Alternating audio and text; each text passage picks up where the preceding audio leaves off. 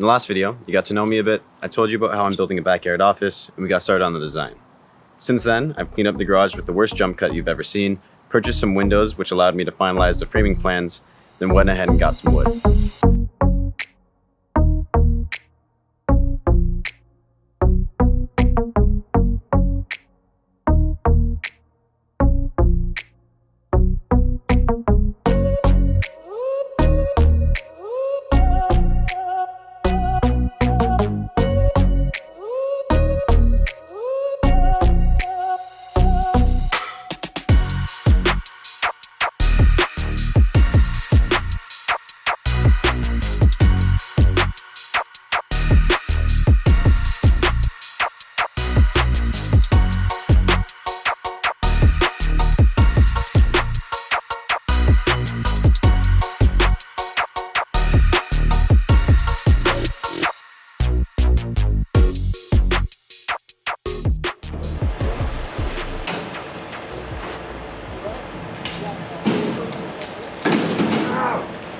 Now normally, the first thing that you would build in a project like this is the floor. However, due to an issue with suppliers, all nearby lumber stores are out of pressure treated 2x6s, so the floor is gonna have to wait till another video.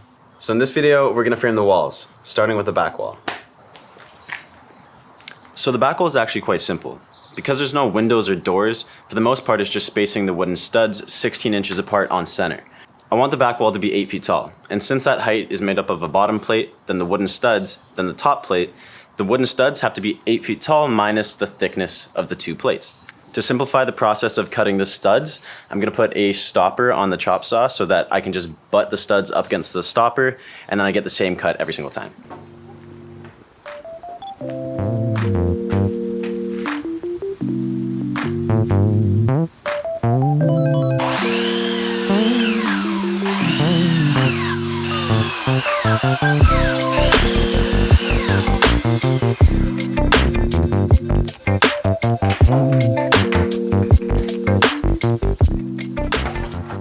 Cutting is done, now we can screw it all together. Hopefully there's enough floor space in my garage. So there was not enough room on the floor of my garage, so we're gonna build it out on my deck instead.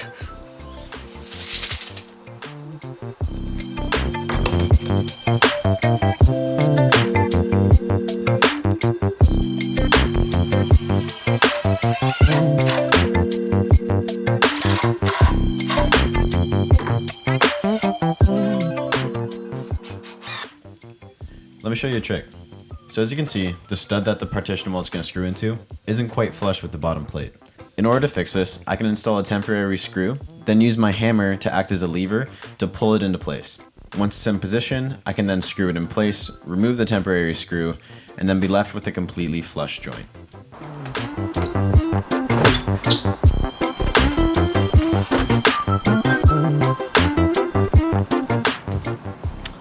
One wall down, 4 to go. With the back wall done, we can now move on to the partition wall. Now, the partition wall goes from 7 feet to 9 feet. I said 8 feet earlier, I hope I corrected myself. But in order to cut the studs right, we're gonna have to cut them on a 15-degree angle at the top, which is gonna prove tricky. So I have to make sure all my cuts are exactly perfect before I make the cuts, otherwise I waste wood. So the first thing I'm gonna do is set my chop saw to an angle of 15 degrees. Then I'm gonna cut the first and last stud on the wall. This will allow me to then connect the top plate and then measure at every single point where there's supposed to be a stud so I can make sure it's perfectly accurate.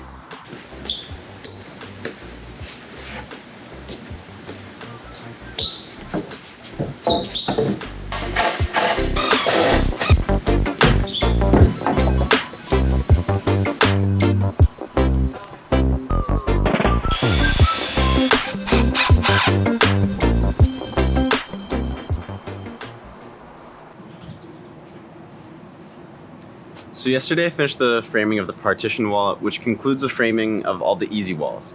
From here on out, every single wall has either a door or a window, which complicates the framing a bit.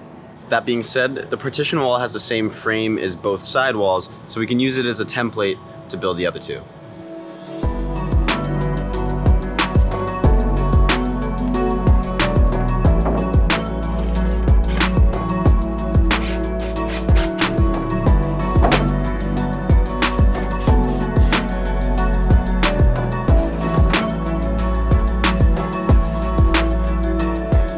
So I built the shell of the two sidewalls using the partition wall as a template. Next up is framing out the double barn doors that's going to access the micro shed. With that out of the way, I can now move on to framing the last sidewall, which includes a window. Now, as you can see, framing for a door is a little different, and the same goes for a window. And it's for one simple reason. Say I have a stud, which is this, and then I have a header coming out of it, header being the top of a window or a door. If there's any downwards force on this header, which there would be from the roof, it would then be transferred along the beam and then into the screw before then being transferred down the stud. That would cause a lot of shear force on the screw and generally isn't a good idea. What you would rather have is another stud underneath that joint to capture that weight. That way the force in this header gets transferred into this stud, putting it in compression, which is going to be a lot stronger than the shear strength of the screws. It is for that reason that we have a stud to support the header on both sides of the door opening, referred to as the jack stud. That now makes the framing of 3 out of 5 walls complete. 2 more to go.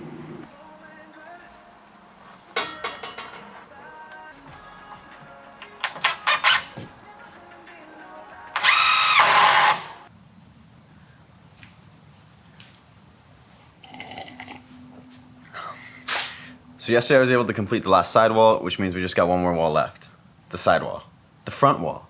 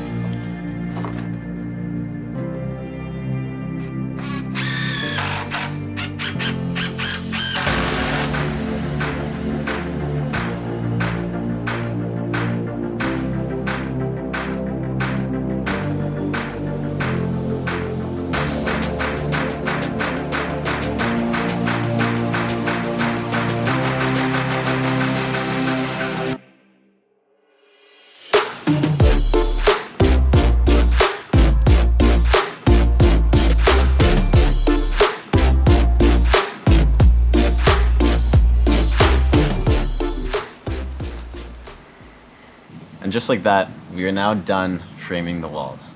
It's really cool having it built up like this because you can start to visualize what it's going to look like in the end. And man, this is going to be a really cool backyard office. And the best part is, it's still up for grabs. So if you're interested, you can now head on over to frise.ca where you can give me a shout and we can get working on this together. If you've ever dreamt about having your own office and have a backyard, this is seriously one of the best opportunities you're going to come across in a really long time. I'm still early in my career, so I'm primarily doing this to add to my body of work, which for you means that you get an absolute steal on a really good backyard office. So again, if you're interested, frise.ca is where you should go. I'll have a 3D rendering so you can get a better idea of what the final product's gonna look like, but keep in mind that interior and exterior finish that you see there is up to you. In the next video, we're gonna finish up the framing. So until then, see ya.